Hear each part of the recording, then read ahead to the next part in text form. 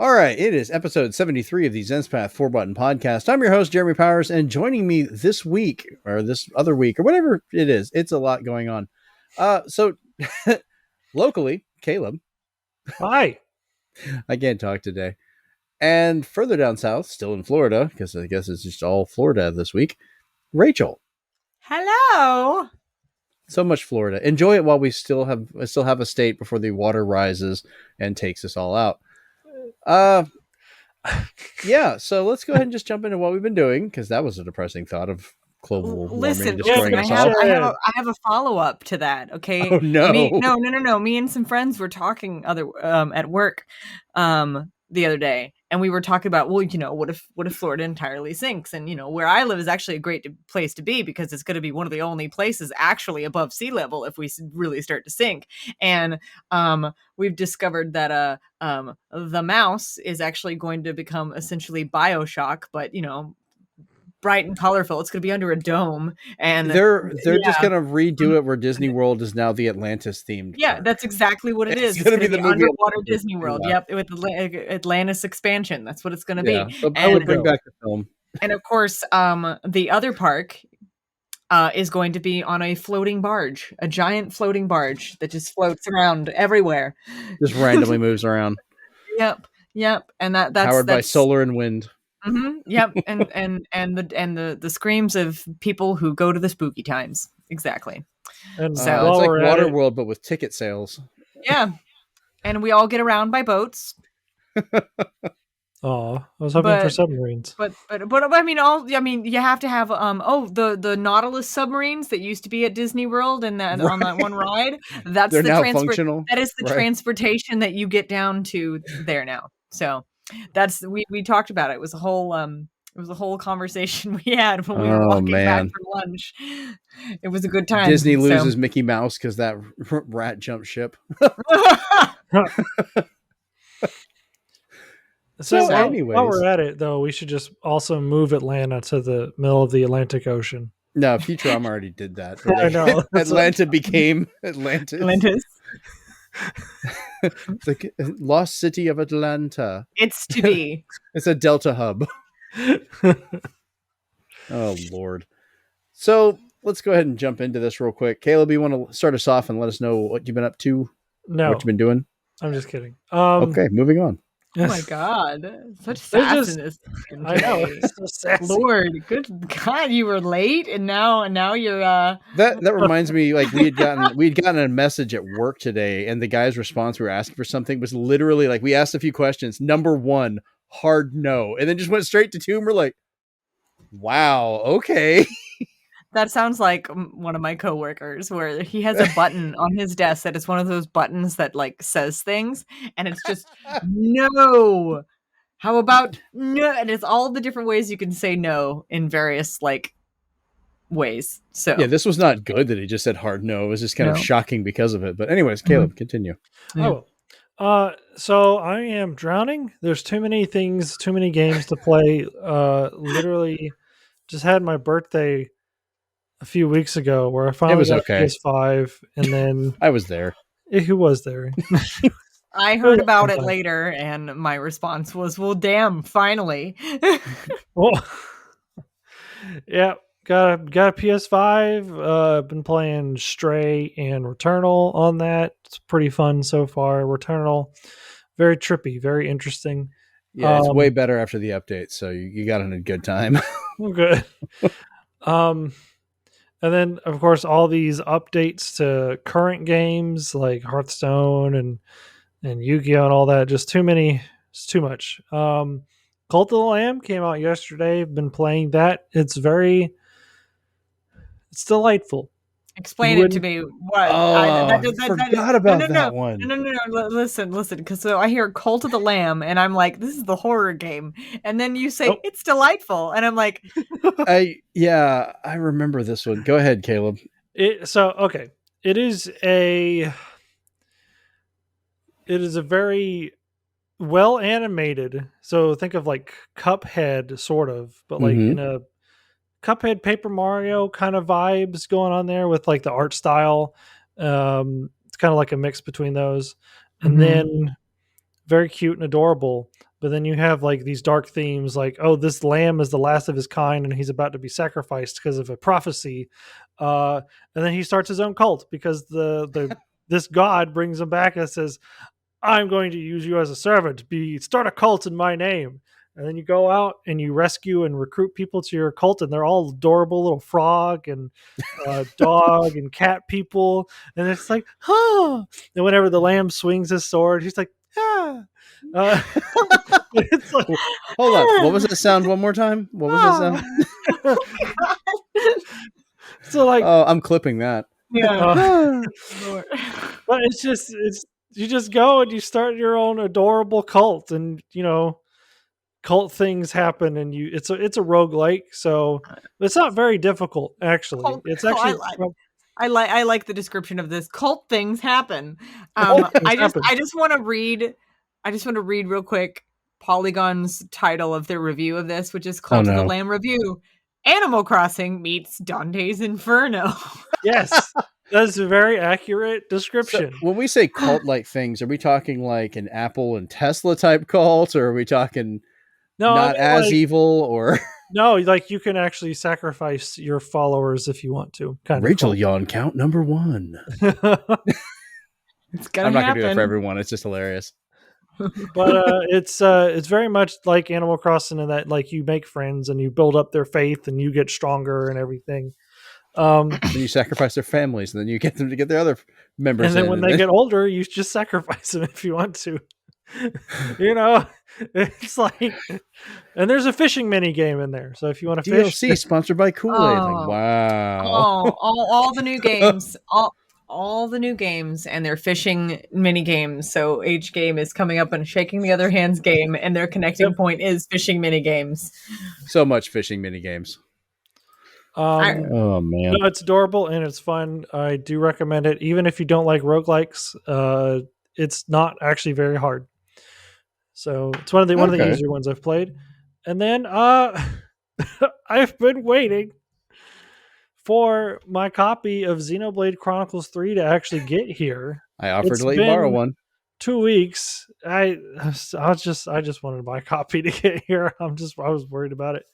Because, like, apparently, UPS or somebody put it on on an experimental track of like getting from point A to point B, where they put it on the pallet, and then the UPS passes it off to USPS. Oh no! And apparently, somewhere in that transition of it getting on the pallet, it just disappeared. So, I'm sure it's safe in someone's Switch, probably. Caleb did his waiting, 2 weeks of it at his house. Yeah. Good Lord. Never left. And then, of course, also been doing the Content Breaker podcast with friends. Nice. That's all. And my cat, of course, wants attention and won't leave me alone now. Yeah. Her dog shows up. Your cat shows up. My kids show up. Basically, all of our pets. Yeah. They're here somewhere. Rachel. What? Yeah, I just completely that was a good sound. Yeah, I was starting to mix up names. I was like, Rachel. Wait, what? Well, I'm like reading both names, but also about to say both. You're trying to say Rachel, what you been doing? Because apparently, what I've been doing is not talking correctly.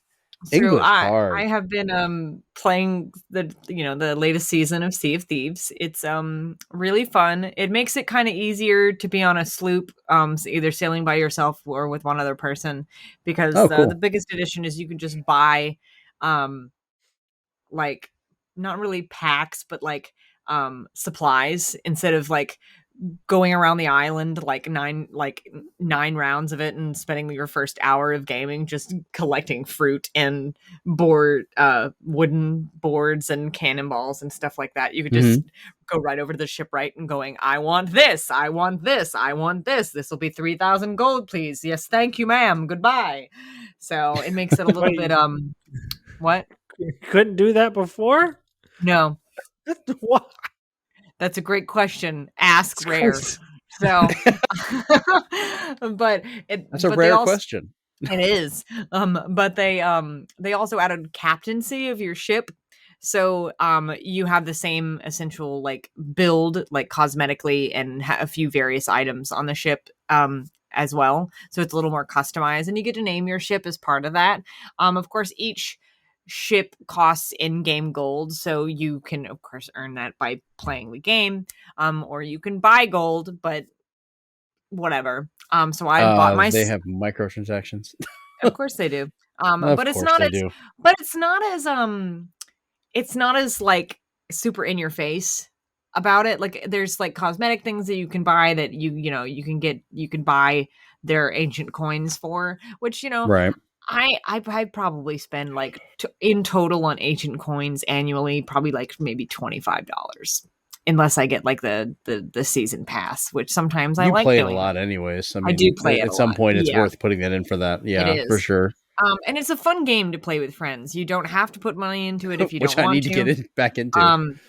It's cute. Like it's just a fun pirate game, and it can be very frustrating though, because I was just I play on my own a little bit, and sometimes I play with like maybe one or sometimes two other people, and we're just going around doing stuff. Like we're doing treasure hunts, we're doing the Sunken Kingdom stuff, which is like very puzzly. Sometimes we'll do various tall tales or other like kind of story based things. Like I took my friends through the Pirate's Life missions, which are my favorite. Um, and it's a fun game, but there are some real dicks on that game for sure. Like typically, Richards, behave. yeah, typically when you have your alliance flag up, that means hey, I'm you are welcome to join my alliance, and that way we both benefit. There's no downside to having alliances in Sea of Thieves, but people are just dicks. But yeah, but I named my sloop the Glory of Poseidon because that's what we always sail for whenever I sail in Sea of Thieves, because I have a Poseidon figurehead, and it's kind of a nod to one of my favorite like childhood attractions, a Universal or Islands of Adventure rather, which is the Poseidon walkthrough attraction, because it's got a big like water tunnel, and it's just there'll never be another ride like that ever in the Right. history of attractions. So it's just nice. So I like that a lot. But I've also been, I'm rewatching some of my favorite TV series. I usually watch like maybe one episode or two episodes a day. Usually as I'm going to bed. Oh, Rachel, yawn count number 3. It's I'm rewatching currently Miss Fisher's. It's a murder mystery kind of thing. It's an Australian show. Absolutely brilliant. Just very tongue in cheek. Very just fun to watch, and it's also based on a book series. So if you like mystery books, I was they're halfway good. tempted to make an Australian accent joke, and I was like, you know what? I probably shouldn't do that. No, I was about to. No, But we should. No, go ahead. Buzz a good show for sure. And of course, I started replaying Xenoblade 2, Nice. as well as playing a little bit of Xenoblade 3. I know that I'm going to stop before chapter 3 hits, because I know that you should probably finish Xenoblade 1 and 2, including the extra stuff.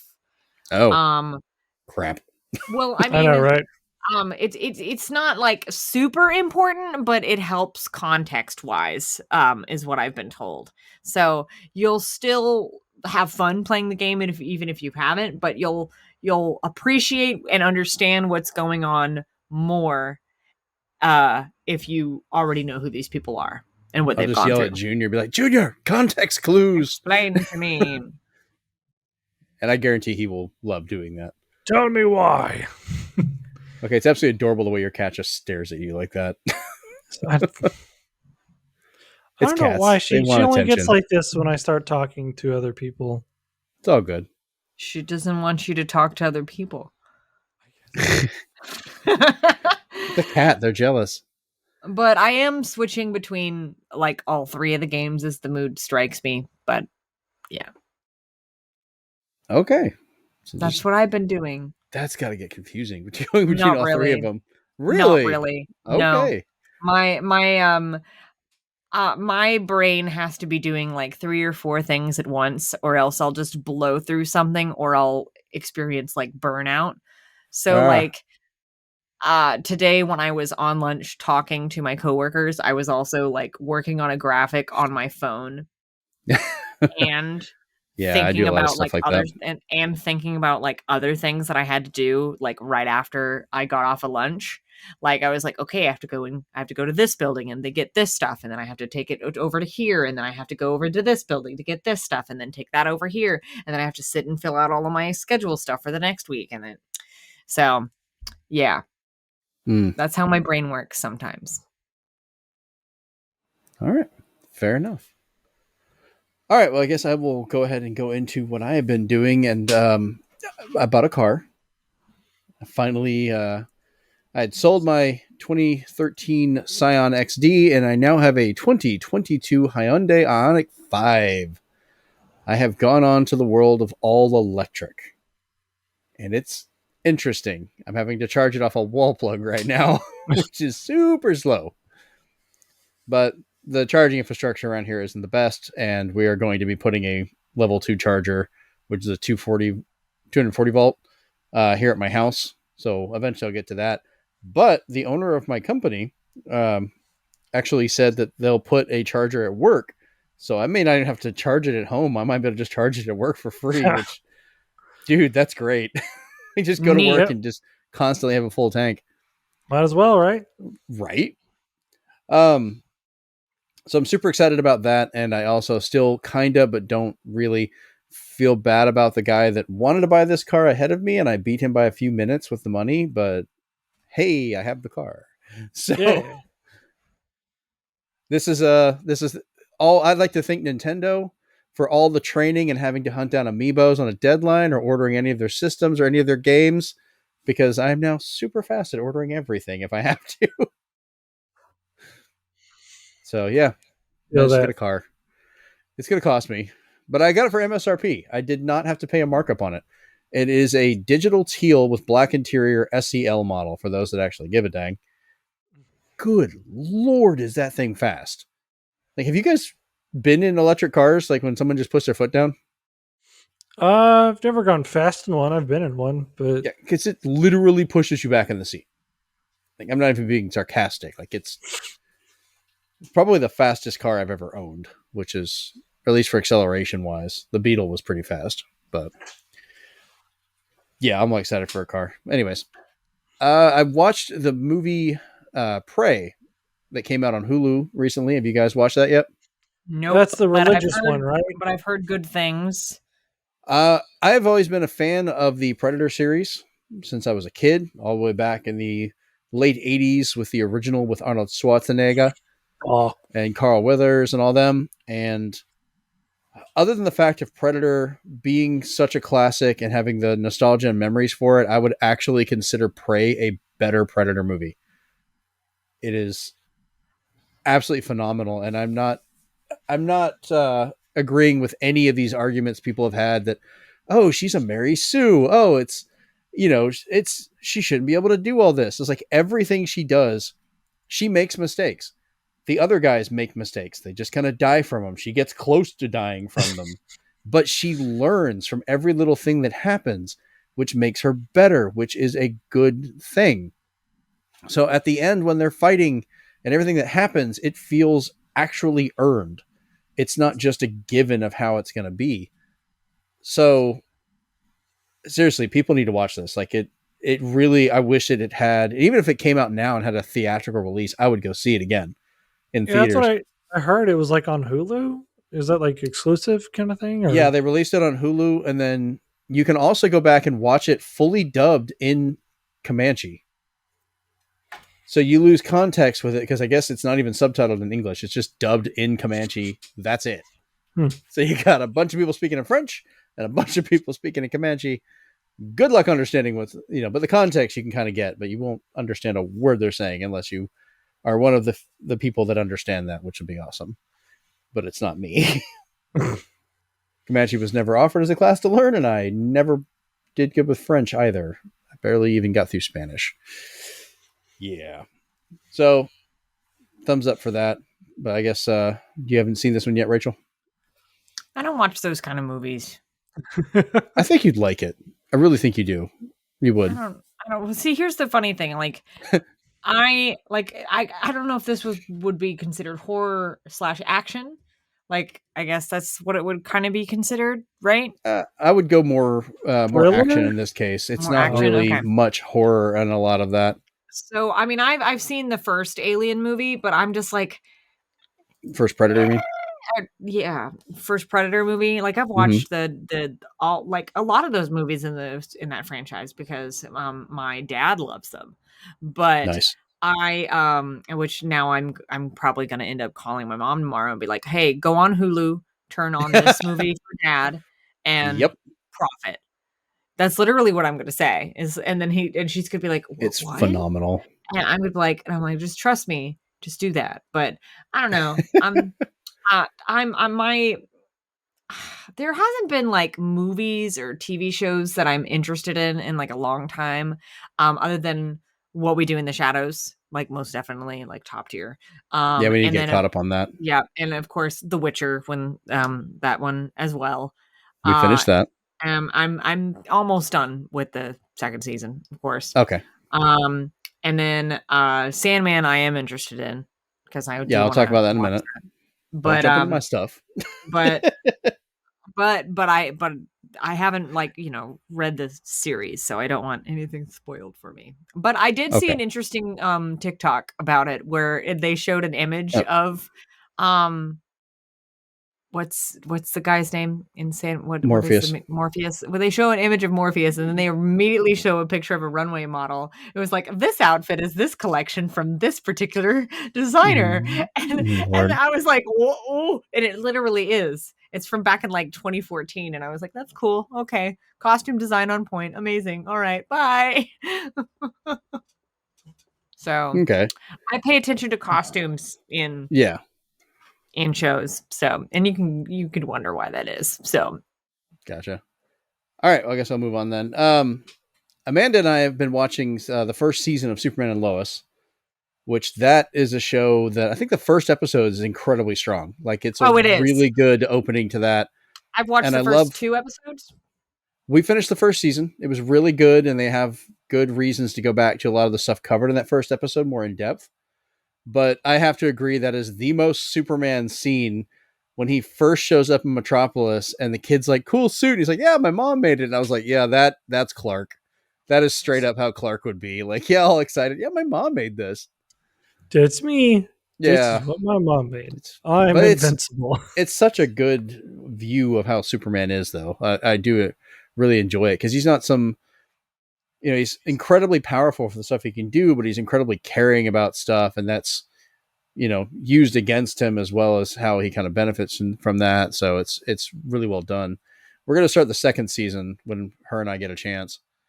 Beyond that, you were mentioning Sandman. I started watching that. I've gone the first 3 episodes so far. This book I have had for a long time. I've read it over and over again. Very familiar with the graphic novel, and I am incredibly impressed with how accurately and how thoroughly they've gone through and recreated that book for this series. Be it the costumes, the ideas, like there's some things you're going to tweak a little bit because you're changing it from one medium to another, from this graphic novel and comic book series to a TV series. But I'm shocked at how well they've done it.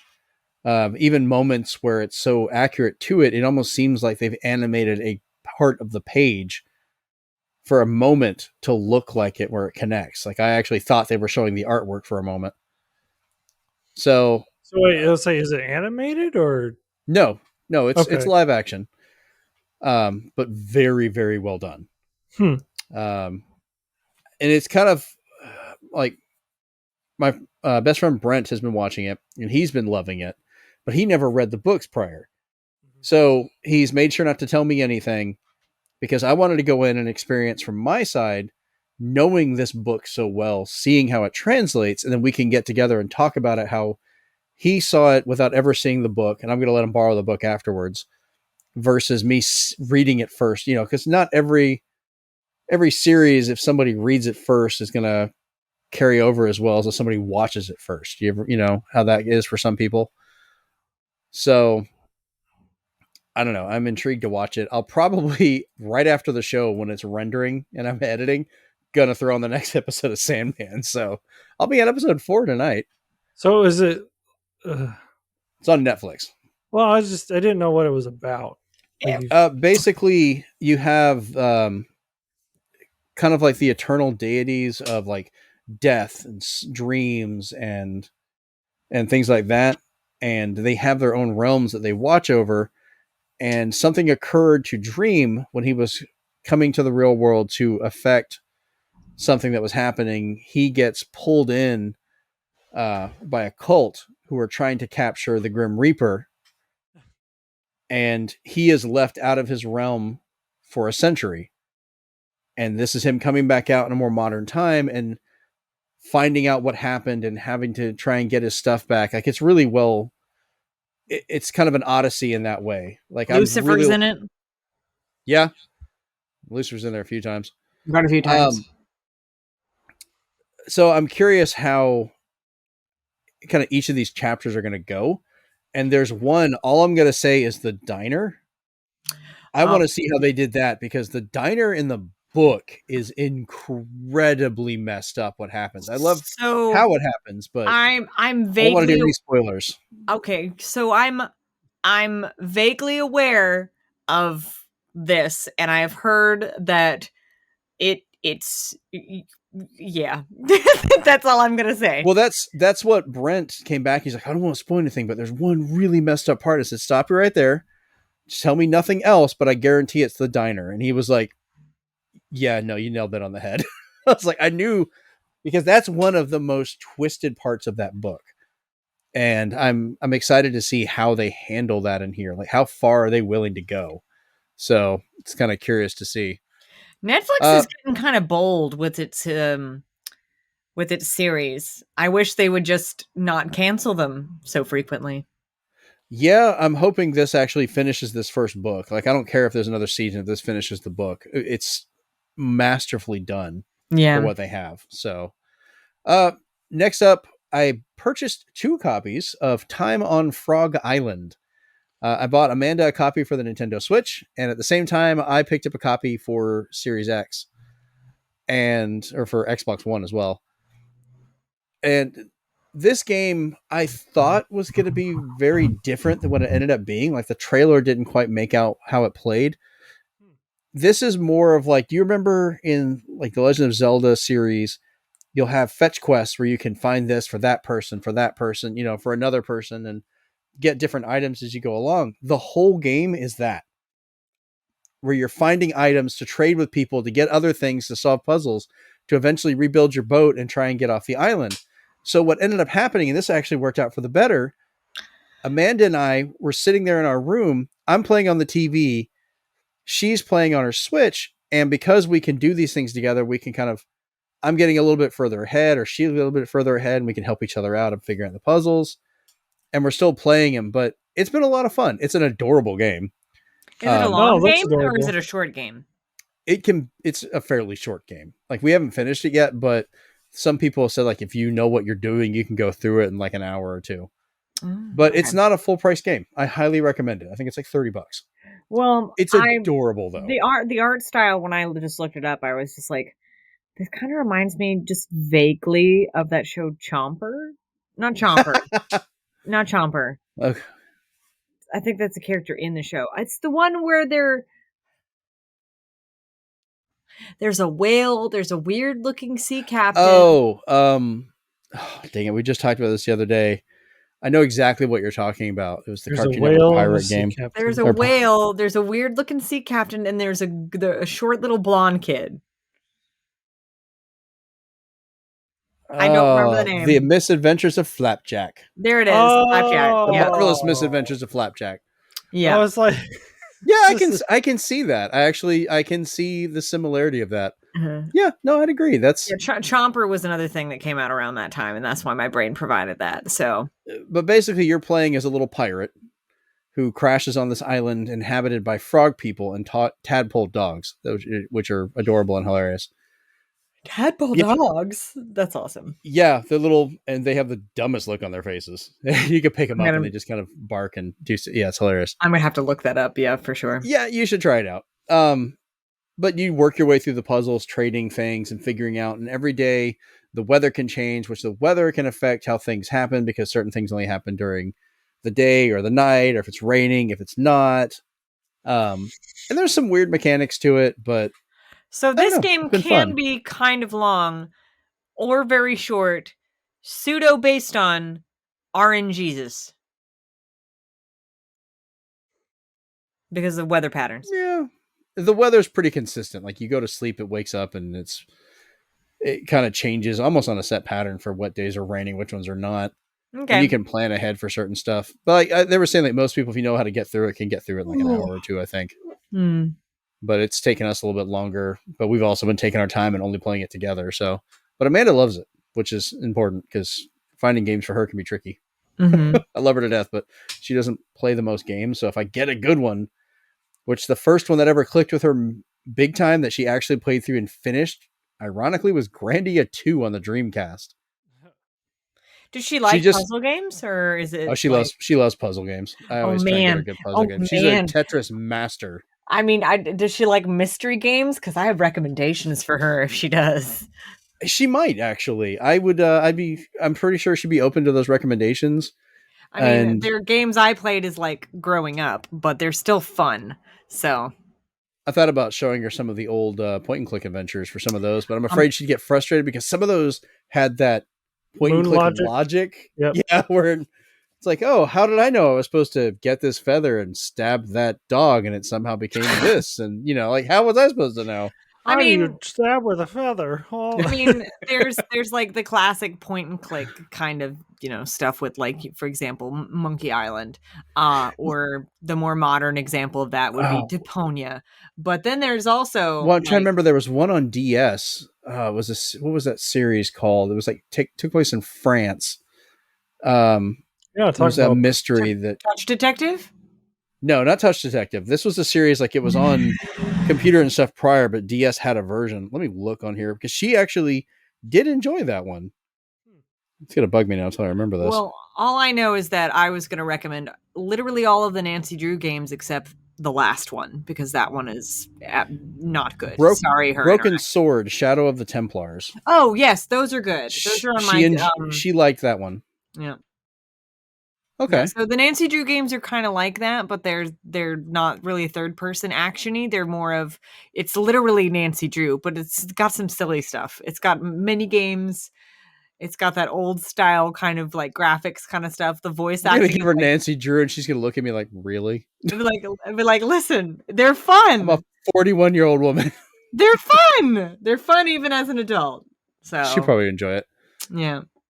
All right, and lastly, I have been playing still continuing Minecraft with Brent. We still have the server that we can have up to 11 other people on at the same time, and we have explored the living crap out of this world. Like, I'm even making a giant floor map that I have wandered around and created for this entire place. So it's amazing. But no one wants to come and play and check it out. Like, we have a code; it's paid for. Come on, join us. I have to either get a legacy, find my legacy. I don't ever think I'm going to be able to do that, or just buy a new. Just buy it on Switch, or buy it on your new PS5. You can play Minecraft on there. If you had it on PS4, it's the same version. They didn't make a PS5 one yet. They haven't even made a Series X version yet, which is weird. That is weird. I think they'd be on it. People like to mock me about it, but I'm still going to be like, dude, where's that ray tracing? Come on. I want to see that in Minecraft. You showed it off when the system came out. Anyways. All right. Well, let's go ahead and jump into the news. We've been having some fun here for 34 minutes and 12 seconds, 13 seconds, 14 seconds. Anyways. So I say that, but I guess we're going to start off with a bit of bad news or sad news of what happened. I'm sure a lot of people are familiar with Nichelle Nichols, who played Nyota Uhura in the original 1960s Star Trek series, the later, I believe, 1970s Star Trek the Animated Series, and then all through all 6 of the Star Trek motion pictures She was born December 28th, 1932, and passed away July 30th, 2022. But her biggest achievement beyond her fandom and everything with Star Trek is she pushed to add more women and minorities to NASA and the sciences in general. And with so many people now, including some of the first African American astronauts, female women in space, people running parts of NASA directly name her as their inspiration, and even the person who brought them in to became explorers of space and science at these places, where she used her ability, instead of becoming a spokesperson for NASA, she went and talked with them so that she could actually hold them accountable if they did not follow through with their pledge to bring in more of a variety of people, not just white guys, into NASA and into the sciences. And she loved the fact that she could actually say, hey, you did do as we talked about. Like you made an attempt, and hopefully that's helped a lot of people. But it's sad that, she passed away recently. I don't know how familiar you guys are with that. I know you all aren't the biggest Star Trek people. So I didn't grow up with it. I don't mean it bad. I'm just. No, I know. But no, I know Joey's the other Trekkie. Yeah. My wife Dana is more of a Trekkie than I am. I think she grew up more with it, and she mentioned it, and I was like, "Wait, who?" And she's like, "The her." I'm like, "Oh, yeah, I recognize her. I know of her." But All right, so Rachel, next time we get Dana on here, we can talk Star Trek. But yeah, I just wanted to cover that at least here on the show because may she rest in peace. But, yeah. Eventually, it's so sad. A lot of the Star Wars people, they're getting on in years, so it's like sad to think about. That's something that you mean the Star Trek people? Star Trek. Yeah, thanks. I'm tired. Oh, we're gonna get yelled at. We are. Sorry. I mean, they are too. All of them are. Like they are. It's one of those things Harrison's that still kicking. Like he is. He really Mark Hamill must never die. Mark Hamill is. I honestly I don't want to think about it, but like it's sad because like you don't really think about like a lot of the like celebs that we grew up with and stuff like that. That is like, there will come a time where we read a announcement on Facebook or on the news when you're sitting in a waiting room somewhere, or if you're in a restaurant and there's like TVs playing and stuff like that, and all of a sudden you see that announcement, so and so has passed away. And there's been a lot of those lately. Yeah, there has been a lot of those lately. Or you're driving a car and it comes on the radio, which not a lot of people listen to the radio as much anymore, but gosh, there's a few celebs, like, and there's not too many of these, but there are a few that if I was listening to the radio or listening to the news or whatever, and if I was like driving and they announced this person has died, I would probably have to pull off and cry for about 5 minutes, and then I would be able to go. But there's only a few celebs that I would have that like type of emotional response for. Some of them I'm just like, oh yeah, that is sad, and I feel for them, but it's just like there's only a few that I'd cry over. And I think it's just because I don't know them personally, but like it's hard to think about that people you grew up watching are one day you are going to outlive them. It's sad. At least for me, it's sad. Yeah, I mean, yeah, we all hope. That's the goal anyway. Outlive your heroes. That's the goal. All right. Well, our next little bit of news, we have a bit of weird Nintendo stuff today. But anybody ever here played Super Punch-Out? The 1994 Super Nintendo sequel to Punch-Out on the NES? No, just me? Okay. Rachel, it's a good game. It's like number 30 now. Yeah. 2-player mode has been found in Super Punch-Out after 28 years. Like, good Lord. Yeah. Yeah. A sound test and Japanese name input sheets were already known. But now if you hold Y plus R, which is the shoulder button on controller 2, then press A or start on controller 1 to bring up a screen where you can select a single match against any of the fighters, including the special circuit characters. So that's kind of cool. I can go back and actually do that. And I believe this still even works on the the Nintendo Switch Online for the Super Nintendo stuff. You can play it on there too. But in this new mode, if you hold B plus Y on controller 2 and press A or start on controller 1, you can let a second player control the normally CPU controlled opponent, and they can do special moves to actually activate the attacks and stuff like that. But I mean, it's a 2-player game we didn't know about for 28 years. So, Well, I mean, it's Surprise! yeah. just like, oh yeah, maybe so, a year or two after this game releases, they'll find it. 28 years later, oh wow, look, they actually found it. This was the heyday of gaming magazines. I'm surprised that somebody didn't leak it to put one of the magazines or something, Right? I don't Good know. Lord. It was just kind of a quirky find when that popped up. I was like, I have to try this with my kids now. Next week, find out exclusive Ultra HD graphic update in Pong. Discovered 30 years or however long. However long it's been. You get one frame in 4K and then the whole system bursts into flames. Yeah, It's like, entire they were thing is just on fire. Yeah. You can't They even were render just- the whole screen. You only get about half. way ahead of its time. Who knew the Atari 2600 could do 8K?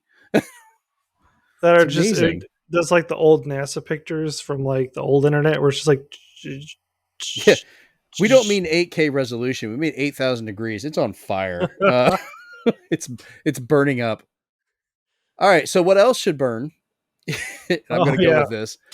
Pac Man is getting a live action film. No. Like how? Why? Veto. Oh, wait. So literally they just said, hey, Sega can do it. Nintendo's also doing it, I guess. Yeah. Why not Nintendo's- us? Yeah. So this is coming Yeah, from right, Bandai Christian. Namco Entertainment and Wayfarer Studios, based off an original idea by Chuck Williams, who was one of the writers for Sonic the Hedgehog of Lightbeam Entertainment. But a live action Pac-Man, like what is Pac-Man gonna look like? You get a live action film, and you get a live action film, and you get a His- live action film, and let's just make live action films Just- out of everything. Think about that giant yellow face, and they're gonna give it lips. So- It's gonna look and lips and teeth. And it's gonna look so weird. I predict live action Pac-Man will look like ugly Sonic. Someone's already done that where they photoshopped ugly Sonic's face over a Pac-Man sprite. And was That's like, hilarious. There's a lot But to yes. unpack here, guys. And then fans of all the Pac-Man will yell their outrage and they'll fix it and like, look, everybody, we fixed it. And that's how you do marketing now. it's gonna be a horror film. We're just gonna go back to the old joke, and it's gonna be some dude just popping pills, going through a nightclub as he's stabbing all these kids he's chasing down that are all wearing different colored hoodies. He's just going waka waka waka Because waka. he thinks they're ghosts. Yeah. Right. He just goes around waka waka waka waka. It's just one of those drug films, kids. Yeah. Oh man. It's like that new Winnie the Pooh movie coming out. Oh yeah. No, that's just I don't. fantastic. No. I don't want to think about it. You know, No. Oh yeah. No, I don't want to think about it. Listen, They kill Eeyore. Winnie bother. Winnie the Pooh is like my comfort thing that I watch when I'm sick. So Not anymore. I can't. I'm just not acknowledging it. No. You better get Bloody some Pooh honey. Bear. It's honey or blood here. I mix the blood into the honey. It makes it thinner. Oh, and there Just a goes little- the rain. Wow, I That's can what hear that it on is? your side. Oh my gosh. No wonder your dog was freaking out earlier. That's I pretty thought- hard hitting rain. We were receiving transmission static or something. No, it's just rain. Good Lord. I wonder if that's Yeah. coming up my way eventually. From way up Maybe. the state. Oh, lovely. So we'll go ahead and move on to our next one here. Halo 2's impossible $20,000 challenge has been making it probably really poorly named. Because it's been done. It's not impossible. Critical Challenge. I love this. CR1 TI capital K A capital L. His challenge was to beat Halo 2 on legendary difficulty with every skull except for the Envy skull with only a single life. And Wow. they put the bounty up originally at $5,000 because this was the very last thing to accomplish in Halo 2. Once this was done, Halo 2 is considered completed forever. And no one rose to the challenge. He went ahead and upped it to $20,000, which of course is going to attract more people. So Twitch streamer Jervelin, I apologize if I mispronounced that. He completed this in 6 hours and 40 minutes playing straight on stream. And he was the first to finish Halo 2 now, consider that, and get the prize money. Critical posted a video after stating, quote, "I've been so happy to lose $20,000. Never a statement I think anyone should actually make. I've been like, well, he did it. Damn. You should not be happy to give 20 grand away like that. So Halo 2 is done. There is nothing left to achieve, apparently, until someone finds the secret 2-player mode. Eventually, someday. 28 years later.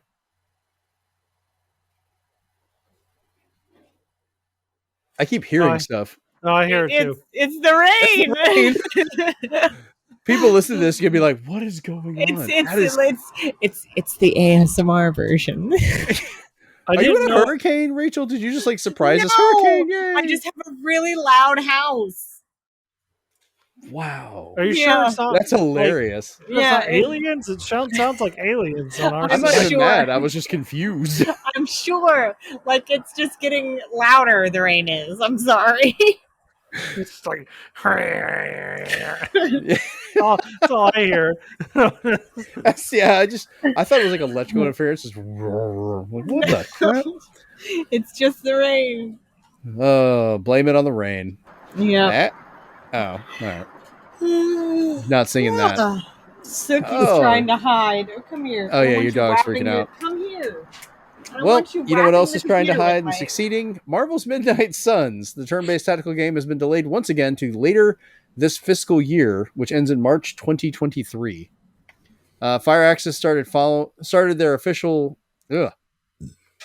stated the following in their official announcement that they've, quote, made the decision to move back the launching of Marvel's Midnight Suns to ensure we are delivering the best possible experience for our fans. They verified the game will be released this fiscal year for Windows PC, Xbox Series X and S, and PS5, with more likely releasing probably about beginning of next year sometime. But PS4, Xbox One, and Nintendo Switch copies are now following at a later date. So don't know when or if those are coming out. Interesting. Yeah, so if you want to play this on Switch, sorry. Everything else is probably moving on to the other systems. So, all right. Now we've got a couple of different directs happen since the last show. Oh, I have a lot. I have some comments on this next one for sure. Well, to save time, we're just going to skip the whole thing. No. Pokemon Scarlet and Violet Nintendo Direct. I didn't write down the exact date it was, but we do have a couple of things. Just went over a few quick stuff. So Corridon and Miradon were shown off, joining you in the game as vehicles, basically, for roaming fields, swimming, and flying. These are the... Yeah. Here's my comment. Oh, okay. No. They're vehicles. This is the Pokemon with the wheels, right? Yeah. And they don't use the wheels, they use their legs. Why don't they use the wheels? Why don't one of them doesn't. Only one of them uses the legs, and somebody gave an explanation, like it's because one of them's like a robot, so it can use the wheel, and then the other one, like it's like its little throat thingy flap. Well, I mean, its tail. I don't understand it either, but I was like, yes, but I would have made it look slightly less like a wheel, where it just kind of resembles, maybe looks a little bit like a wheel, instead of it looking like a literal wheel for that. That just it really grinds my gears. I'm pretty sure you're going to be able to both walk and use the wheels on both of them eventually. the legs make sense because they had climbing mechanics whenever they did the last Pokemon game. That might be part of this as well to use those legs. So they could be showing it off, but I don't know. did We'll see. notice, and nobody seems. Maybe I'm just crazy. I might have to go back and watch it again. Oh, you're but crazy. When the past, I don't know the name of Miradon. No, Mhm. okay, I don't know. remember which one's which. Whichever the one was in the past, the red The one. red one. When I was climbing up the mountain, I thought I saw the wheels spinning. That was. I might have to go back and double check on it. Hold on, let me go. That was Rachel trying to think and figure out why her wheels were just going. Why? Oh man! So you're going to be a student at a prestigious academy. There'll be 3. This I didn't realize. 3 stories will be available, including one that's a traditional 8 Pokemon gym set up to become a champion.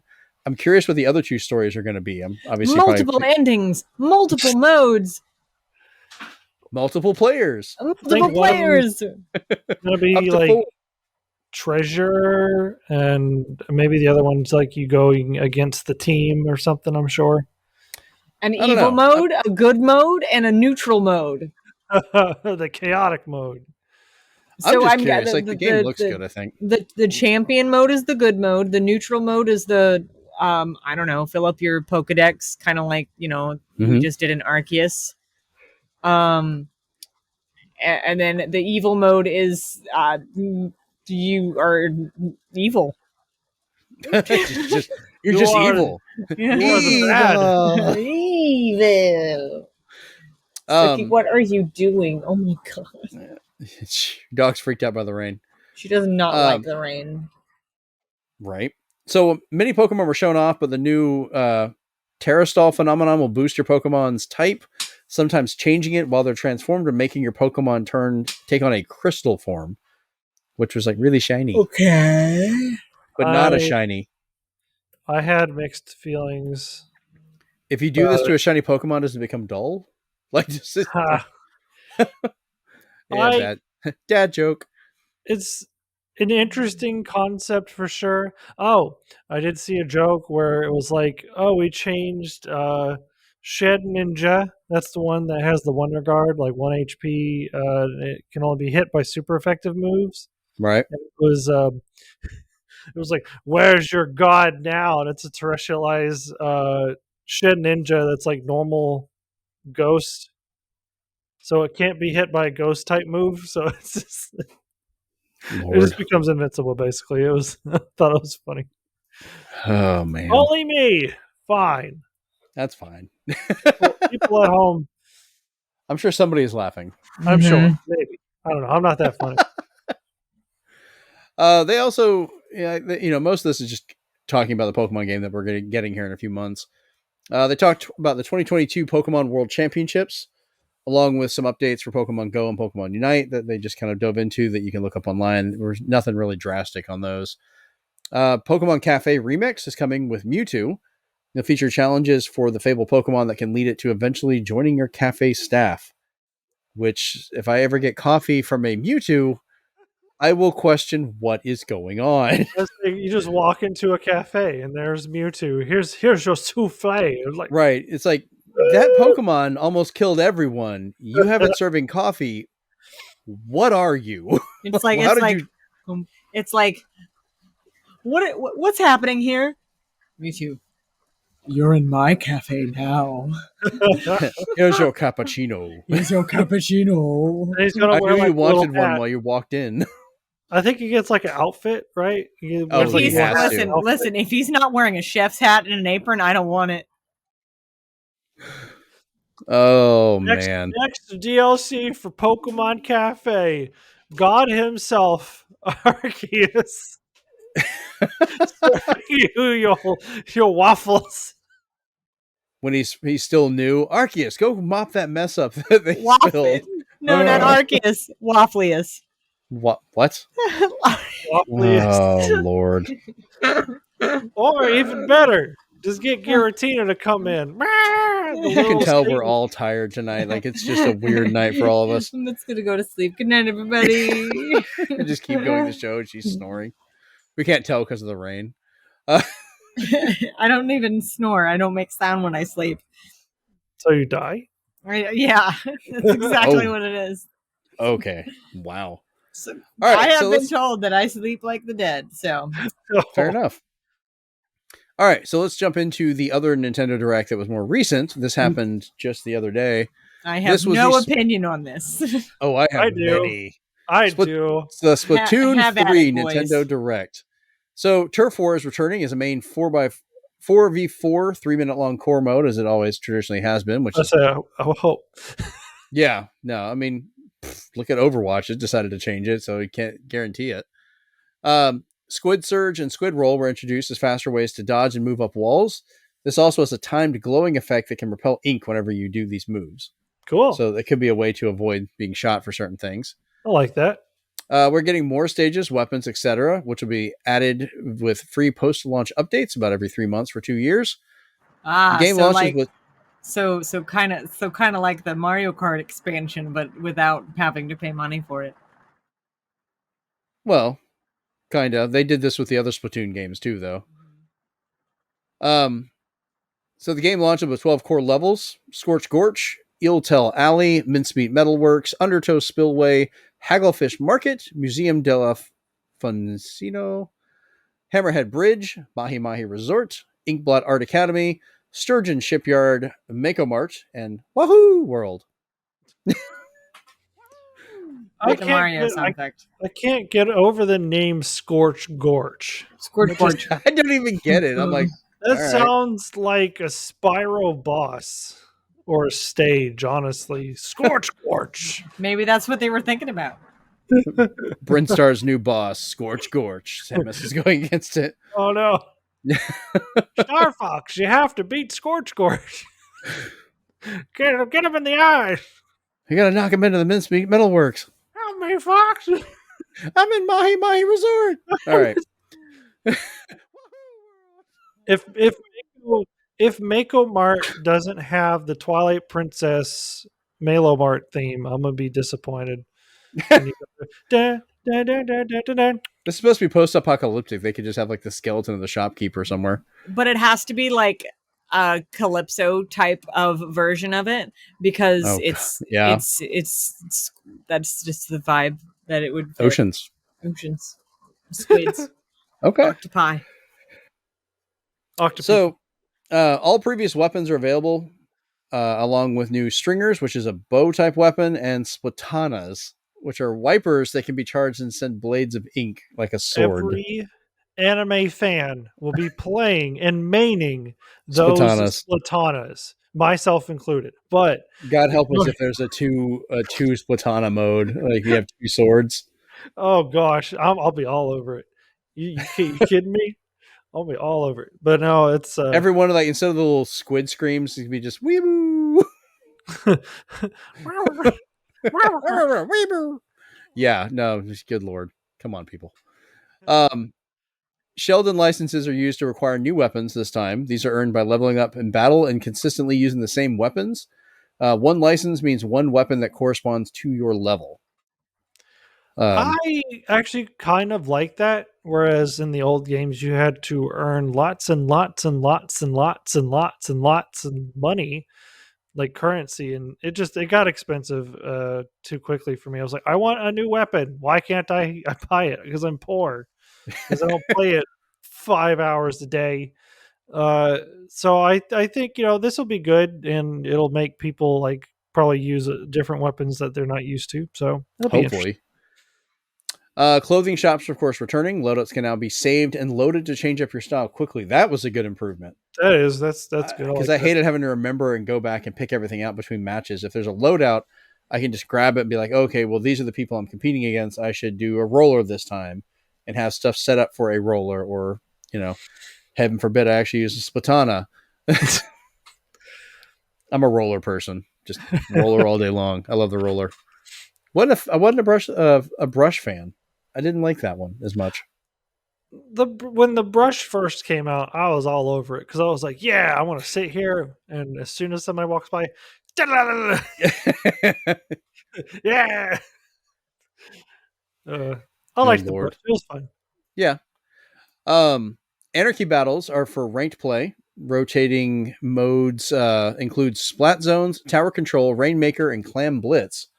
There's also a solo queue mode, Anarchy Battle Series, where you can go into them competitively by yourself, or Team Queue, which is the Anarchy Battle Open. So you can gather together up to 3 other friends and go play ranked together, which is great because it was always difficult to do ranked with friends for some of that.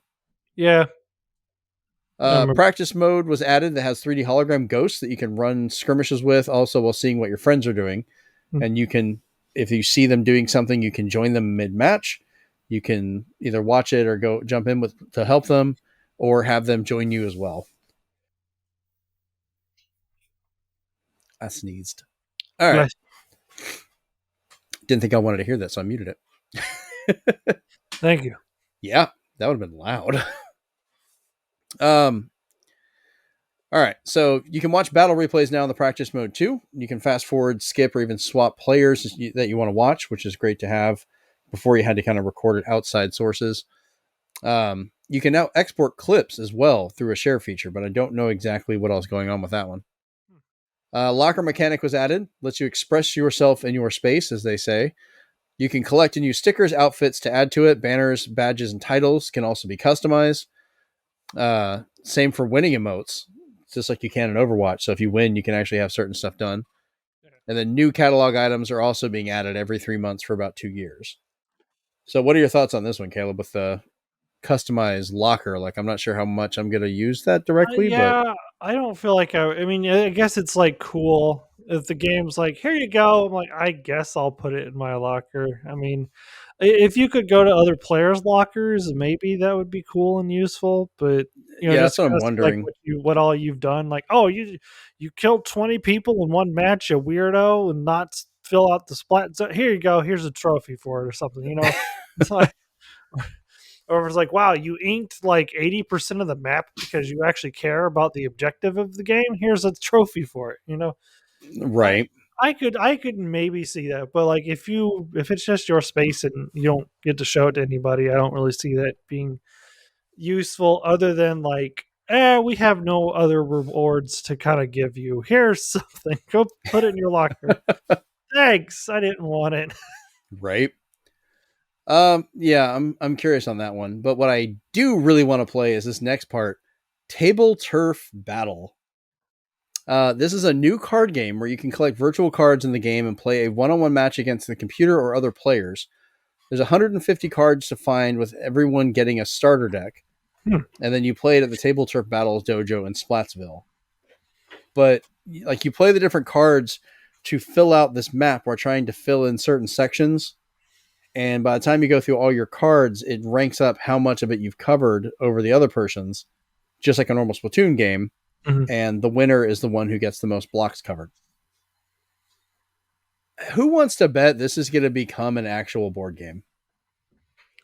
Like, officially, I bet you money Nintendo will probably make this into a card game or something that people can purchase. I'm sure they will. I don't know if it'll be popular enough, but I'll certainly try it out. I like my card games, so I'll try it out.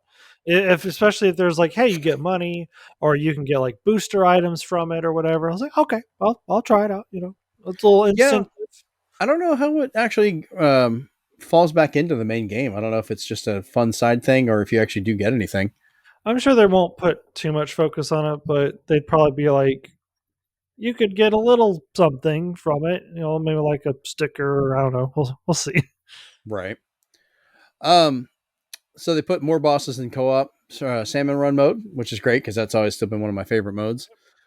Single player story mode still kicks off with an old guy in a sewer grate, which is just kind of creepy. Yeah, That guy's got he's got that old man crazy face. Just yeah, there's missing teeth and missing kids. Both of those are going to happen with this guy. Drawings are back. I missed those from the Wii U days, and now they are going to be returning in Splatoon 3. So people can do drawings either horizontally on the Switch or vertically with the Switch. Both will be supported. So we can, that little bit of that will hopefully come back. Food and drink can be purchased as boosts, which we knew. Shoal Hub is back for gathering local players. Photo mode is in, where you can you send pictures to a smart device or to your locker in game. Recon mode lets you practice on any stage, which is nice. That you can go That's in good. and I feel like you want to get familiar with a map before you play it. You can go in and learn all the tricks and where you can go, shortcuts, stuff like that. Splatnet 3 returns for smartphones as a means to communicate and track your skills. I never really used it much on the second game, but this one does have a store where you can purchase particular items only through it for the game. You're not using like actual cash; it's points you built up in the game. But I wonder if that's going to get at least some more people to access this app. I remember we tried it out, and I think it also had. We tried it out, and we're like, "Wow, this is weird." Yeah, really, let's use Discord. Right. Anything else? But I remember it did have some items. I think there was like 1 or 2 items I got on the app that I was like, "Ooh, I actually really like that," and then I got it, and I was like, "Yeah." Oh, cool. 3 new amiibo were shown coming later this holiday: Octoling Blue, Inkling Yellow, and Small Fry, which is one of the little fish guys, which looks Yeah, great. I think someone was upset about that. It's like, remember, this is an amiibo now. And it's like, why are you Who mad? cares? I don't. think it's great. I'm the guy that's trying to collect all the North American amiibo, so this is just more money I have to spend and more of these I have to hunt down. But hey, if I can find my car, I can get an amiibo. Oh, I don't know which one's more difficult. But speaking of which, they also say that some of the previous Splatoon amiibos are being re-released, including the rare ones. So Callie and Marie and all of those are being re-released. So this is another chance to pick those up a lot easier and to avoid the crazy markup they had. Because good lord, those things get expensive. Yeah. Large scale DLC, paid DLC will be coming later on. So they're saying that now there is going to be paid DLC. They showed off the 3 new hosts: Shiver, Fry, and the Manta Ray Big Man. Big Man. Everybody and their mother loves Big Man. And then everybody else and their mother is also making fun of Fry. So, and everyone's like, yeah, Shiver's cool. Fry, you can land a plane on that forehead. Big Man, we Big Man stands now. I'm just like, oh my gosh. Rachel, any thoughts on the giant smiling stingray man? Hold on, let me look up a picture. We're going to see this reaction in real time, people. All right. Also, be careful what you search for Big Man. Make sure you Just put Splatoon. look up Splatoon 3 deep cut. I'm sure. She had a confused look on her face for a second. The head tilt. Does the head continue to tilt? Does it go back the other direction? Does it just start spinning wildly? I think she's broken. So we did it, everybody. Wait, hold on. The actual head of the stingray. Hold on. The actual head of the stingray is a hat. And his eyes are where the nose should be. Yeah. Yes. Someone at Nintendo needs to learn their stingray anatomy. No, but here's the thing, though. They're actually quite geniuses because, again, everybody loves Big Man. They love him. They said, yes, he's the best one out of the 3. Would you buy a Big Man amiibo? Yes. Of course you would. I'd buy all of them. Whatever. It'd be the biggest amiibo. So with the announcement of these 3, they also announced that the Splatfests are returning, but they have one important update to those. Now there will be 3 teams competing with each other. So instead of, we'd have this versus that, or, it was like ketchup versus mustard and stuff like that. They're starting off with the first Splatfest world premiere event on August 27th at 9 a.m. Pacific time. The choices for teams will be rock, paper, or scissors, which is kind of smart. But I would like to see later on. I want to see one of these Splatfests that's, Pokemon related, like the starters. Oh, I'm sure they will. Or Charizard, Squirtle, pick your team and go from there. Or if they want to have it closer to the actual Pokemon release, do the 3 starters from the new games and have people fight that out. Like that would be kind of a fun crossover to do. It is very interesting, and like a 3-way turf battle should be very interesting, I think. And that's going to get hectic. It's going to be great. No, it's a good idea, and I could definitely see that the whole Pokemon thing. Because like I said, they've done Transformers. How far off Nintendo can you actually get with Transformers? Like I wish Autobots. I could have kept. Like, Yeah, I wish I could have kept those shirts. I played Autobots, by the way. Brent I played know, right? Decepticons. Our friendship thankfully survived. Almost. Oh, it got tough there. Um, let's see. So they also went on Splatoon 3 Invitational Tournament will be held on September 5th around 2 p.m. Pacific at PAX West, with more information given for that. Then Nintendo announced after the Direct a little bit more information about stuff for players of Splatoon 2. You will have an advantage in that they will be able to import their Splatoon 2 saves into Splatoon 3 to unlock existing weapons and extra skills right off the bat. I like that though. Yeah, some people are saying it's kind of cheap for them to do it, but other ones say it's good to build up and use that library they have already. So transferring gets you the following perks right away. Like you don't get everything, but you receive 3 gold Sheldon licenses that you can exchange for main weapons regardless of player level. So people can go ahead and get their preferred higher end weapon. They can join anarchy battles from the beginning of the game regardless of player level. They don't have to earn their way into it. They've already done that. Start the game with a higher rank, depending on the rank in Splatoon 2, which I'm sure mine's dropped, so it won't matter. Yeah. And then get matched against players with similar skill levels from Splatoon 2. So you'll automatically be able to keep playing the same people you've probably been continuously playing. Let's be honest here. It's just going to keep going. I wish more games kind of did something like this, and I'm kind of glad that actually they did do this. It's just like, yeah, you've played the last one and you've probably gotten a lot of stuff, so here's your reward for, you don't have to start all over, which I personally hate starting all over. Yeah, that gets annoying to have to do that every time. All right, so I guess since Rachel's been kind of quiet and wondering when we're going to finish, I'm kind of wondering, Rachel, are you going to get Splatoon 3 or is this just not happening? No. That's a no, ladies and gentlemen. That's a no. I will have to sadly miss Rachel in all the squid fun.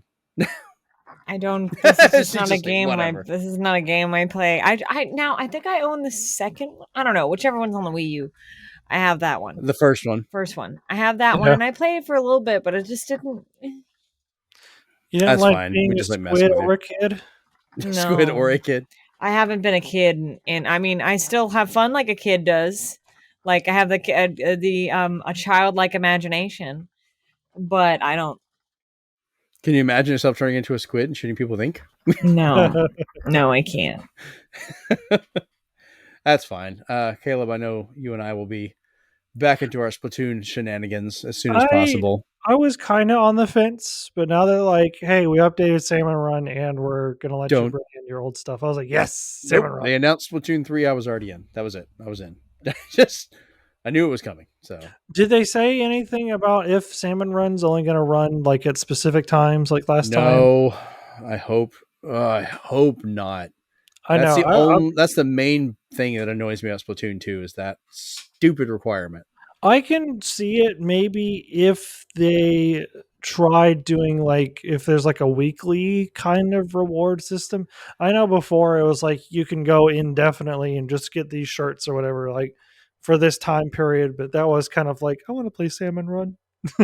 Yeah, that's what got me to stop playing for a little while because I'd be like, I want to play Salmon Run. Oh, it's down. Like I don't. By the time it opens, I have to go back to work, or I'm going to have to go do this. Like I can't sit here and pick these times. It's not how life works. So I really hope that's not the case again. I'll be very upset if it is.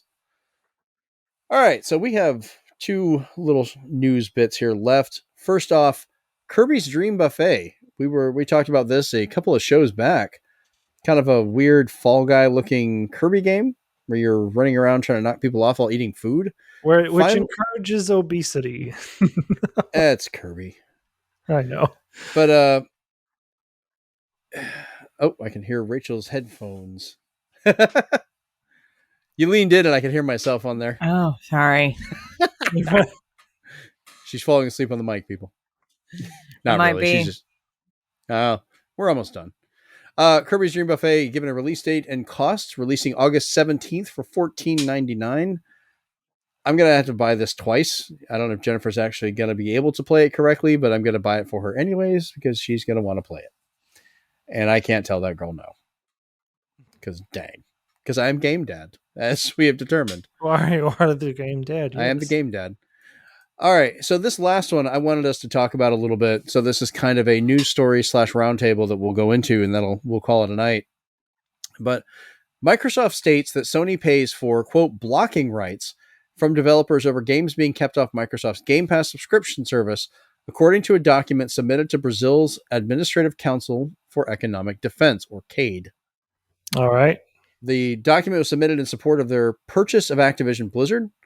Sony has made the claim that the acquisition of the Call of Duty series by Xbox would be anti-competitive. Microsoft countered, saying that a potential exclusivity of Activision's content is incoherent, to say the least. That's their actual quote. And continued, quote, considering that exclusivity strategies have been at the core of Sony's strategy to strengthen its presence in the games industry, and that Sony is a leader in the distribution of digital games. It only shows, once again, a fear of an innovative business model that provides high-quality content to gamers at low cost, threatening a leadership that has been forged from a device-centric and exclusivity-focused strategy over the years. That was a lot of business speak. There was a lot. But there's yeah. more. Yeah, there's more. They continued, quote, in fact, Sony's desire to impede such growth has prevented Microsoft from expanding Game Pass. To stop content creators from adding to Game Pass and other rival subscription services, Sony pays for blocking rights. So it's kind of an accusation in both directions here, and we've talked about this before, but this would be interesting. Rachel is just antsy to go, so the thing go is, for it. Microsoft does this too. They also prevent certain games from getting onto Sony stuff. They have console exclusive stuff that is literally just on Xbox that they have paid for, that they have bought entire companies for, just to keep them from also putting it on PlayStation. So this is not a one. Well, examples. I'm not gonna give. There's a whole variety of examples. I'm not gonna give like specific stuff. But there should be like people bring that up, but I'm like, well, which ones? They didn't do it for Minecraft. They're not doing it for a lot of the other titles that they actually work with. They push for for consoles to connect and actually link up, even for ones that weren't theirs, like Fortnite. Sony got to the point they locked it out. If you played on a Sony system, you were not even allowed to use your account on other systems. They had to go back on that for a while. So, like, if they buy the company, that's no different than, like, what was it? Some of the stuff that Sony's purchased as well, like with Insomniac. Yeah, I mean, but the point is they're both guilty of doing this. That is the crux of the matter, and they're both guilty of doing this. Sony might do it a bit more overtly and a bit more obviously because they don't know how to be not obvious about their stuff. That's the way Sony has always been. But like Sony's also has greatly improved their subscription stuff lately. Like there is a lot of stuff that's available on PlayStation Plus now since their expansion and addition of it. I've never liked Xbox personally. I don't like their controller. I've never liked their controllers, and there's stuff that was exclusive to it for a long time and still exclusive to it. That if I didn't have a PC that I'm using right now, I would never play Sea of Thieves because I play on PlayStation and Xbox owns Rare, and the Rare games, like the newer ones, will never be on PlayStation. That's an example. But it just, to me, when a gaming company comes out and says like that, they just sound butthurt to me. Like they do. They sound butthurt. Sony came out and said that, if they get Call of Duty, because that was their own thing, that they're arguing that, if they get Call of Duty, that's anti-competitive. But, Phil Spencer from Microsoft's head of gaming has already come out publicly and said their intent to keep Call of Duty available on PlayStation platforms, but later it was brought up in the court that, Activision Blizzard was only legally bound to release the upcoming Call of Duty Modern Warfare 2 and 3, and 3 more following titles on PlayStation consoles, but they're still saying they're intending to release those as multi-platforms, just as they do for multiple other games. Some of them are going to be just on Xbox because it comes down to argument. People arguing on Sony, oh, the system's so good because it has exclusives. But every time Microsoft gets one, they're going, well, that's not fair. You have to have that over here. But then you've got stuff like Spider-Man was hugely popular on other systems. That's only on PlayStation now because they paid to have that license. Same thing with Wolverine is coming out, that they paid to have that license, or they're paying to have particular characters locked to their versions of the games on PlayStation, not available for other people paying the exact same amount for the games. They've also done this for literal years. So why are they being, I'm sorry to use the term again, why are they being butthurt about it now? Literally, this has been going on for years, and they're just now deciding to make a stink about it. Like, it just, I don't know, it just seems childish. Well, I to mean, me. on the argument, on the flip side, you're talking about, you made the mention of where all the Rare games are only going to be on Microsoft. Yeah. All the Bungie games are now only going to be on PlayStation. So, but regardless, but they bought the company of a larger purchase of getting them. That's you were okay with the PlayStation side of it, but when Microsoft did it, you're like, well, they did that, and you kind of had the tone of, oh, well, that's only going to be there now. Nintendo bought the stuff for I'm giving examples. I'm giving examples. Like, that's just the thing. I personally, the only Microsoft stuff that I use is my PC, mainly because you can't really do much with an Apple computer when it comes to gaming. But that's the beauty of it, though. It's like it's an open platform on that. You have an option. Mm-hmm. You're still playing. Xbox doesn't care if you don't have an Xbox. Microsoft doesn't care because you're still playing the games. Exactly. You're still purchasing them. You're still playing them. So they're not keeping it to that level. Kind of doesn't benefit them on everything. So they're more willing to do that to bring out other stuff. But like Returnal's not going to ever come to anything. They bought House Marquee, and they're not letting that game go anywhere else, be it now PC or Xbox, even though some of these things were being developed for other stuff. It's just Sony's gotten to the point right now, even with Microsoft purchasing Blizzard Activision, that only makes them the third largest publisher of games. They're still 2 spots behind Sony, who is coming around going, it's not fair that they do that, while they are eating up all these markets, including outside of that. They purchased, what was it, Crunchyroll, and what was the other one? I could go on about the Crunchyroll buying Funimation thing. That's what it is. Sony owns both of those now, and they're talking about making some of that exclusive to PlayStation Plus. Well, here's you have to have that account to get that content, and I'm like, I mean, I already have a weird that, one. but here's my problem with that acquisition. They said that everything on Funimation, dubbed, subbed, whatever, will be available on Crunchyroll. That they are going to combine the libraries. You know what they haven't done yet? That combine the library. Yeah. No. You can still pay for a Funimation subscription or a Crunchyroll subscription. Right. You could still pay for the two. And there's some content on Funimation that you cannot consume unless you have a Funimation subscription. And I'm sitting here going, I tweeted Crunchyroll about it because they're the ones who they're the ones who acquired Funimation. Like that's what's happening. Both of those are now part of Sony. Yeah. That's so, and I'm sitting here going, y'all said you were going to do this like back in March. Like, it's not that hard. you have access to literally the both companies' entire content libraries. All you have to do is just go, no, we're going to merge these now. It's all in the network. It's all in the cloud, wherever it's stored. It's not hard. And they still haven't done it yet. And I'm sitting here going, oh my God. But my thing is right. The only complaint about this thing is, why are they complaining now when this has been happening for years? Like, which one are you talking about? Who are you saying? Why are they complaining now? That's what I'm trying to figure out. Which one you're. Both of them. Like, this has been going on for years on both sides, with Sony doing one thing where they buy out companies and have exclusives and stuff. This is something they've done for years. Some positive, some negative. And then they complain about, they don't really complain about, but it's just Microsoft's having to legally respond back to the claim that Sony put forth. I mean, that's what part of this is. Well, yeah, it just seems like, it's one of those things. I'm trying to think of how to describe it. I'm also tired, so we're almost done.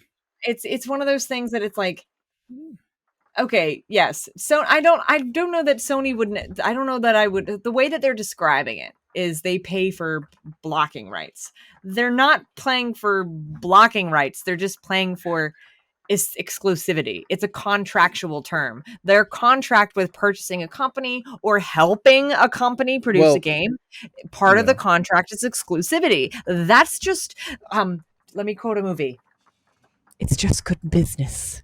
It's literally just business. This happens all the time in business markets. It happens with when I'm trying to think of another similar instance where someone has like paid for exclusivity.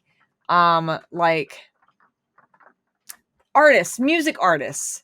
Some music artists have exclusive like rights that their music can only be streamed on certain streaming services. Like they can only be on Spotify or they're only on Apple Music. That's a rights issue. But if you have another artist that pays to make sure your music will not be able to show up on this other piece, like it's kind of adjusting that a little bit. Well, I know it's the same thing, just worded differently. That's all. Sony is scared of Microsoft getting Activision Blizzard. They want to be able to control that because I guarantee if they can find a way to stop Microsoft from doing it, within 5 or 10 years, Sony will be the one trying to do the exact same thing. And I'm sure they will come in and try and make the purchase. I'm sure they will.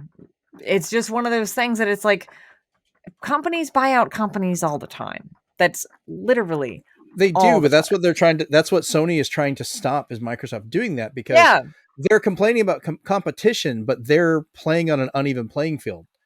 They are in the gaming sphere much larger than that, and they're trying to use that ability to push other companies from being able to do it. They've been the top dog for a while when it comes to that particular market, and they don't want to lose it.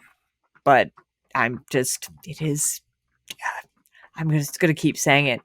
It's just good business. Like how they're responding to things on both sides. It's just business acumen. Like by that ideal though, we're going to end up with Tencent controlling everything at that point. Because Tencent's the other one that's larger Go ahead. I hope you're ready for a post-apocalyptic future where 3 companies own everything, because that's where we're headed. I mean, it's going to happen eventually. Yeah, it is. That's why I'm just like, I can't get super mad about anything these days with that kind of stuff because I'm so tired and I'm used to it at this point. It's okay, Rachel. Soon you won't feel tired when they install the biochip inside your head, and then you can autonomously just be in a virtual world, and they'll take control of your body, and you can earn credits while you work. That's how it's just going to work out. Lord. I'm assuming by that time I will be long dead. So I don't know. It's around the corner. Either that or I'll discover the source of immortality and won't have to worry about that at all. So, all right. Well, Caleb, did you have anything you wanted to add to this to round it out before we close out the show tonight? I mean, it's a lot to unpack. It was. It is. Like, I understand exclusivity. I get it because like that's how you're gonna like get people to buy your stuff. But when it gets out of control, or whenever that happens, I don't know. I guess we'll just have to figure out, like, is every game company going to be owned by, like, well, that's not true. I guess you'll still have indie studios, and they'll just put it on whatever. So it's, I mean, it's more like, it's like a parent company. That's how I'm viewing it. It's a parent company that has exclusivity rights. Like, I could use theme parks as an example, but I'm not going to start that conversation. I'm not going to start that conversation because there is maybe a better example that you might be thinking of. Think about all the food companies and how like Coca-Cola will own several different restaurants that are their own business, and that's how they get away with not being a monopoly, is because the parent company owns 10 other companies that own 10 other companies. And that's just how they get around things. Maybe that's what you're thinking of. But there's people always talk about like the console wars and stuff like that. Here's Microsoft and here's Sony, and they're just like strangling each other, and then Nintendo's just sitting over there with an apple, not even popcorn. It's eating like an apple, just going. It's just eating, like, it's not an apple, it's the heart of Sega just eating it quietly. Yeah. yes, people will buy our stuff no matter how cheaply we make it. Sega is long dead on the ground. Yeah, like, no, they're behind good them. and dead.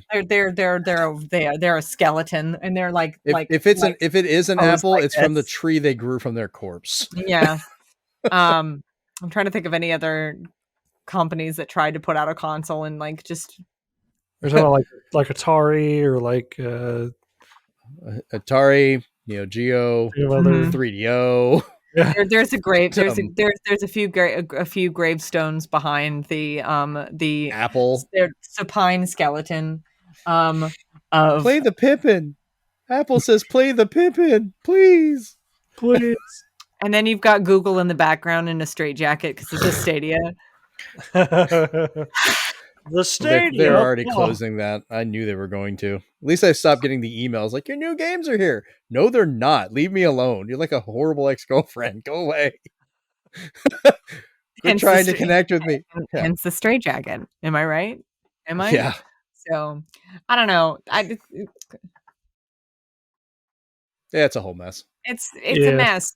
And I just, my mindset is I'm going to play the games I like on the consoles I like. And that's how I'm going to do it. And that's the rest of the story. Mm-hmm. Yep. All right. Well, we'll go ahead and start wrapping this up. Rachel, while you're still conscious, why don't you tell all the lovely folks where we can find you on the internet? You can find me on my Twitter page or my Instagram page. My handle is @outracheous. That's OUT_RACHEOUS. You can also find me on Twitch, which is twitch.tv/outrageous. Spelled the same way, just no underscore in between the out and the rageous. I will be streaming something tomorrow, some kind of a retro games of a series I really like to celebrate a certain release date being announced. I won't go into any more details than that, but needless to say, I'm very excited about it. So I'll be posting when I go live on my Twitter. So if you're listening to this, give me a follow so you know when I go live. All right. And Caleb, where can we find you on the internet? You can find me at Strangely Enter on the Twitterverse. And then you can find me on Twitch and YouTube. Just look for Strangely Entertaining, where I occasionally, sometimes, maybe will do stuff. All right. And you want to plug that other podcast you were listening to again? Yeah. You were part of? Go listen to the Content Breaker podcast if you like all things animation and maybe sometimes video game related stuff. Every now and then. All right. And I've been your host, Jeremy Powers. You can find me on Twitter at Zenspath, ZENSPATH. You can also find the official Twitter account for the podcast over at ZenspathPod. You can find me streaming over at twitch.tv/Zenspath, as well as on YouTube for this video version or the audio version. But you can find the video version over at youtube.com/ZenspathCom. All right, and this has been episode 73 of the Zenspath 4-Button Podcast, and we are out. Bye. Peace. Hi. Caleb, if you hadn't been here, Rachel and I would have been all by ourselves.